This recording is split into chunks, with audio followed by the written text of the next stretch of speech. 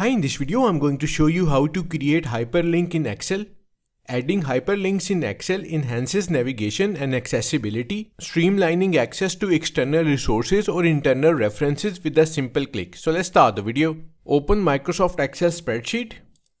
Now right click on the cell where you want to insert hyperlink. So this is the cell. Select it and right click on it. From the menu, click on link. So click on it. An insert hyperlink pop-up will appear where you can add hyperlink to a website, an Excel sheet, or to another cell within the same workbook. We are going to add website link. So first make sure existing file or web page option is selected. Now simply type or paste the URL into the address bar at the bottom of the dialog box. Click OK to create the hyperlink. So this is our newly created hyperlink. When you click on this link,